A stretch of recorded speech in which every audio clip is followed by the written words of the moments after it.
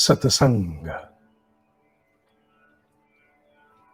अष्टावक्र गीता। कुछ मोती बीन कर अष्टावक्र गीता के हमारी यात्रा आगे बढ़ रही है। बीच बीच के कुछ माणिक ऐसे हैं जिन्हें अभी नहीं लिया जा रहा। जब तक भीतर की अवस्था पूर्ण परिपक्व ना हो, संभावना रहती है कि कुछ ऐसा जान लिया जाए जो हो तो शाश्वत, हो तो सत्य, अकाट्य, अपरिवर्तनीय, पर संशय उत्पन्न कर दे।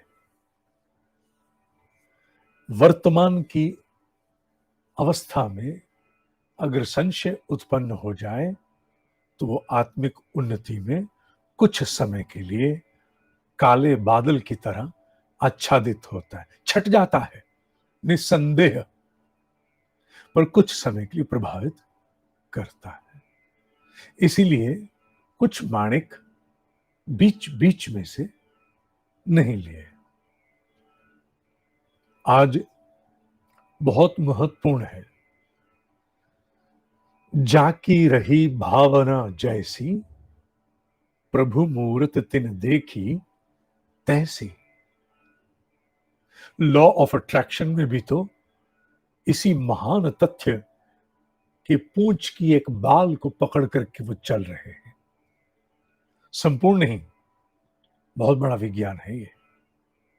जाकी रही भावना जैसी, तिन प्रभु मूरत देखी तैसी, या प्रभु मूरत तिन देखी तैसी, जैसे भी कर लो। जिस प्रकार का तुम्हारा भाव है, निरंतर है। मैंने पहले भी अनेकों बार कहा कि पहले अध्यात्म में सबसे बड़ी कठिनाई यह होती है कि पहला कदम उस विश्वास के आधार पर उठता है जिसे उपलब्ध कुछ नहीं होता। संपूर्ण कल्पना जगत में प्रवेश होता है।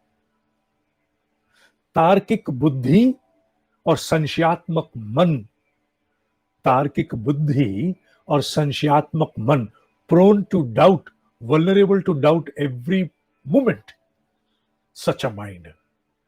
तो तार्किक बुद्धि और संशयात्मक मन ये जब भीतर हो तो किसी भी विश्वास को लेकर कल्पना जगत में पदार्पण करना, कदम बढ़ाना, इनिशिएटिव लेना आसान नहीं होता। तत्काल संशय आता है। इसलिए बार बार कहा गया, पहले एक भाव होता है, होता नहीं पर भाव होता है। वही भाव धीरे धीरे अभ्यास के द्वारा दृढ़ भूमि होता है और दृढ़ भूमि होकर किसी अन्य यथार्थ को जन्म दे देता है। यहां आरंभ में कोई प्रकाश नहीं है। भ्रिकुटी मध्य में हम कल्पना से देखने की चेष्टा करते, बहुत से कल्पना को सजीव नहीं कर पाते, कोई बात नहीं। और धीरे धीरे वही कल्पना इस क्षेत्र में पूरे ध्यान को केंद्रित करते हुए उस मर्म स्थल को स्पंदित जागृत करती है। और फिर जो केवल एक विश्वास, एक कल्पना के द्वारा भाव रूप में आरंभ हुआ था, पूर्ण मिथ्या था, तब वो पूर्ण मिथ्या फिर यथार्थ में परिवर्तित हो जाता है। इसी सिद्धांत पर भाव और प्रयास,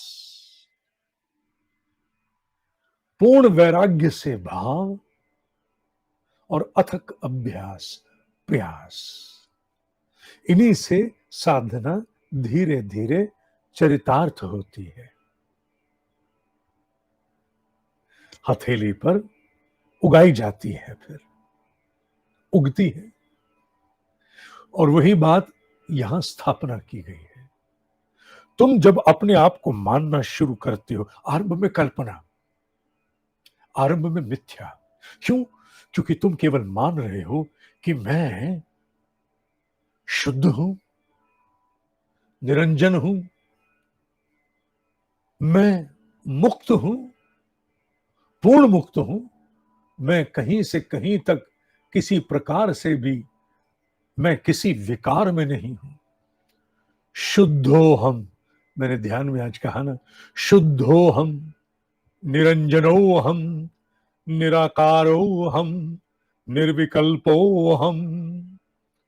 आरंभ में मिथ्या क्यों है?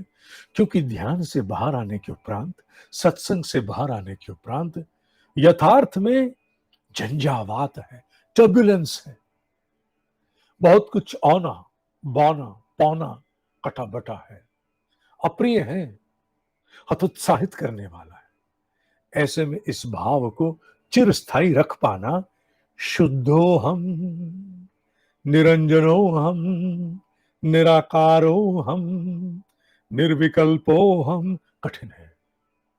यही बात ऋषि भी जानता है, इसलिए ऋषि ने पहले ही इसकी व्यवस्था कर दी और उसने कहा कि जैसा भाव रखते रखते तुम निरंतर आगे बढ़ जाते हो, वैसे हो जाते हो, हो जाते हो।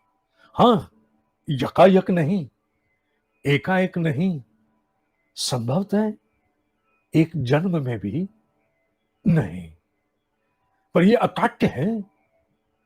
जो जैसा सोचता करता वैसा हो जाता। मुक्त अभिमानी, मुक्त ही बद्ध, बद्ध अभिमानी अपि, मुक्त अभिमानी। यहां अभिमान को दो प्रकार से लिया है। कुछ ज्ञानी इसे अहंकार, ईगो मानते हैं, कुछ इस अभिमान तत्व को अर्थात अपनी अंडरस्टैंडिंग, अपने भीतर की मान्यता, हम किसी तथ्य को कैसे स्वीकार करते हैं, how do we accept something. मैं उनके साथ जाना चाहूंगा जो इसे एक समझ मानते हैं। यहां अभिमान को अहंकार नहीं अपितु एक समझ मानते हैं। मुक्त अभिमानी मुक्त, जो अपने आप को मुक्त मानते हैं, मुक्त हो जाते हैं। बद्ध, बद्ध अभिमानी अपि, जो अपने आप को बंधन में मानते हैं, वो बंधन में ही रह जाते हैं। किंवदंती, ऋषि भी इस तथ्य को अपने से और भी अति प्राचीन अवस्था में ले गया। अर्थात अष्टावक्र जी ना जाने कितने लाख वर्ष पूर्व हुए होंगे। आदि गुरु मुनि वेद व्यास जी की रिकॉर्डिंग में काल की गणना की है ना, कि ब्रह्मा का केवल एक दिन 14 मनवंतर, और एक मनवंतर कितने महायुग? 72। 28वां चल रहा है महायुग और 7वां चल रहा है वैवस्वत मनवंतर। तो काल की गणना कितनी है? अगर ब्रह्मा जी के जीवन के दिन भी हम गणना कैलकुलेशन में लें, हरि अनंत हरि कथा अनंता, ना जाने कितना। अतः साधक, अष्टावक्र ना जाने कितने लाख वर्ष पूर्व हुए होंगे, नोबडी नोस। और वो भी क्या बोल रहे हैं? अपने से प्राचीन सत्य की स्थापना। किंवदंती, ये एक किंवदंती सुनी हुई बात है। सत्य इयम या मति, इसे गति भी कहा, मति भी कहा। सा गतिर भवेद, अर्थात जैसी मनुष्य की अंडरस्टैंडिंग है मति, वैसी ही तदनुरूप उसकी गति हो जाती है।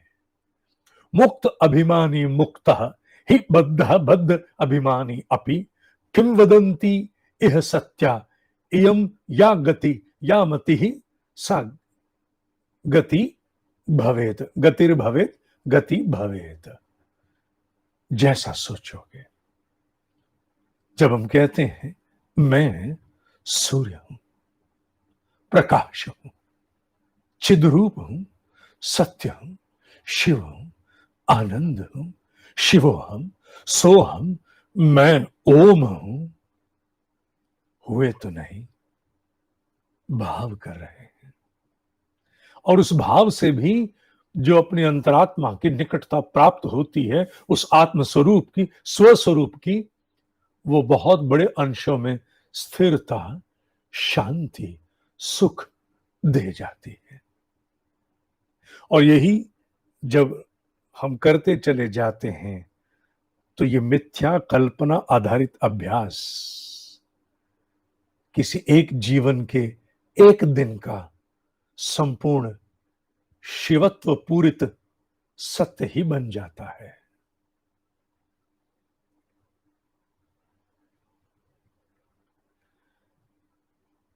आज के लिए इतना ही। कल आदिगुरु मुनि वेद व्यास जी का कार्यक्रम दिखाना, उसको साझा करना।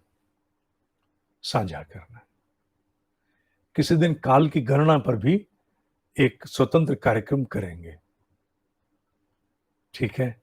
पता तो लगे कि क्या हम 5000 साल पुराने हैं? नहीं बाबू, नहीं बच्चे, हम 5000 साल पुरानी संस्कृति नहीं है।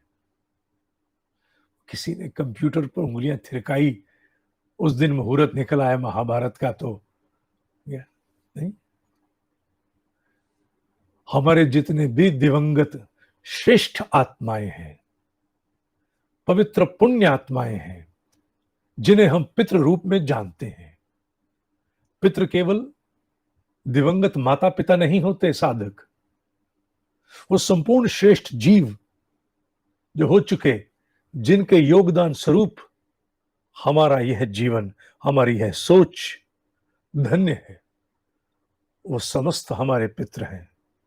उन सबके प्रति श्रद्धा पूरित होकर के अपने भाव, अपना नमन हृदय की गहराइयों से अपने मन, वचन, कर्म, अंतःकरण को एक करते हुए उन्हें हृदय की गहराइयों से वंदन करो, प्रणाम करो, क्षमा याचना करो। अगर उनके सम्मान, उनकी धरोहर को सहेजने में हमसे कोई कुताही हुई है तो उनके प्रति आभार, प्रणाम।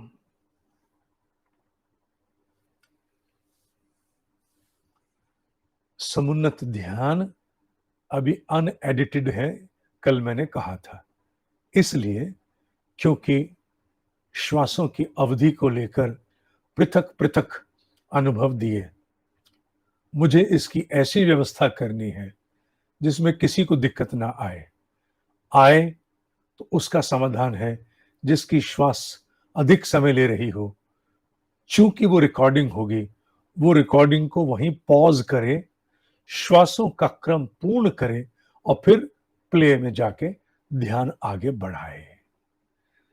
क्योंकि बहुत अलग अलग अनुभव थे। किसी को समय बहुत कम पड़ रहा था, सब 7 प्राणायाम छूट गए। कोई कह रहा था अभी तो काफी समय बचा था, कोई कह रहा है बिल्कुल सटीक समय है। तो शिव पार्वती नंदी की स्थिति हो गई। अब शिव नंदी पर बैठे कि पार्वती बैठे या दोनों पैदल चले, असमंजस। इसलिए एक दिन का और समय लिया गया। आज चेष्टा रहेगी उसे एक विवेक आधारित व्यवस्था देके फिर आपके हाथ छोड़ दिया जाए। आज के लिए इतना ही। आदिगुरु मुनि वेद व्यास जी के कार्यक्रम को बेटा साझा करते रहो। प्राचीन भारतीय मनीषा के ध्वजाधारक कौन है? बाबू तुम हो, उन ऋषियों की संतान। तुम नहीं हो क्या? तुम वशिष्ठ की संतान हो, तुम विश्वामित्र की संतान हो, तुम याज्ञवल्क्य की संतान हो, अष्टावक्र की संतान हो, तुम आदिगुरु मुनि वेद व्यास की संतान हो, पराशर की संतान हो, परशुराम की संतान हो, जैमिनी की संतान हो, छत्रपति शिवाजी राजे की संतान हो, राणा प्रताप की संतान हो, गुरु गोविंद सिंह की संतान हो, तुम नहीं प्राचीन भारतीय मनीषा के ध्वजाधारक बनोगे तो और कौन बनेगा? कौन? तुम।